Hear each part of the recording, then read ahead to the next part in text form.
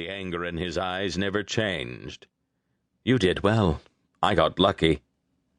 He said nothing, so I counted the seconds beneath my breath and reached out to steady him when the spell expired. He fell against my arm, but instead of catching his balance, he threw himself forward, hurling me down to the ground beside him. He grimaced when his shoulders struck the earth, but there was satisfaction in his eyes. It was a small victory and defeat, a bit of honor stolen. I ground my teeth at the pain, but forced myself to calm because I was too tired to do anything else. Groaning, I pushed myself up again and leaned against the ancient oak as I brushed some of the dirt and grass from my clothes.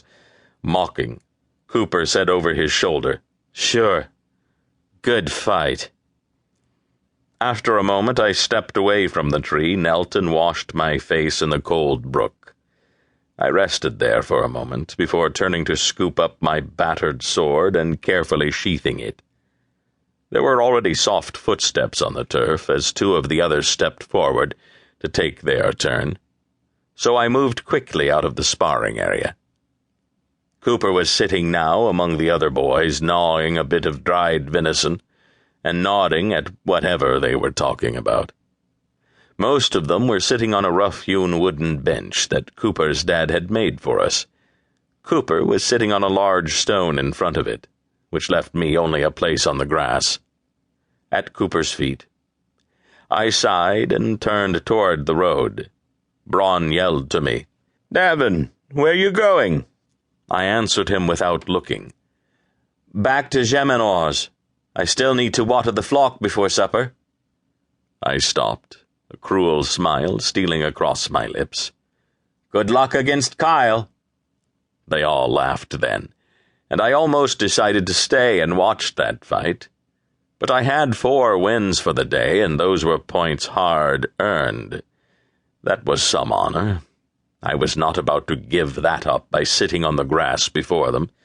So I turned back down the gravelled path, forgotten among the jibes at poor Braun, and headed for my master's house.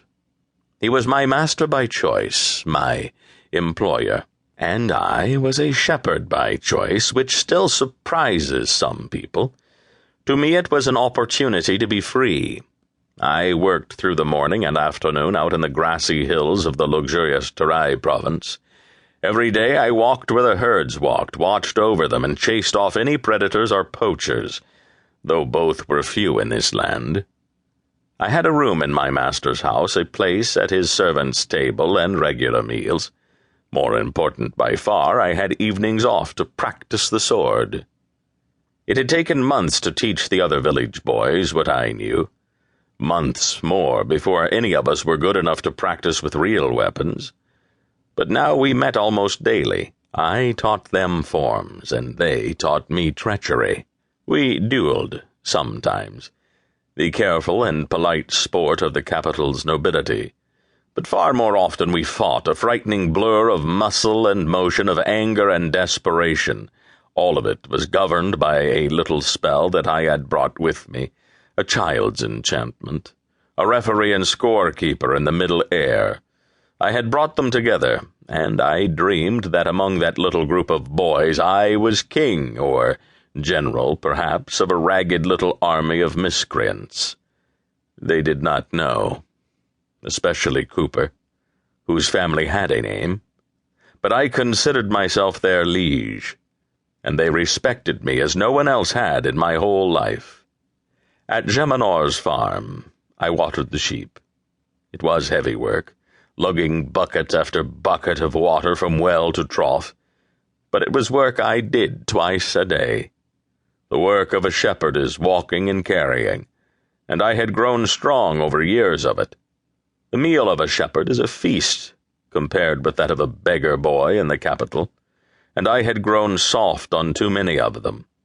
But I enjoyed that gentle luxury at the servant's table. I fell asleep on a soft bed under new quilts and dreamed of being a soldier. It was a quiet life, and I loved it. A shepherd's day begins before the dawn and starts off with the smell of honey and oats for the sheep.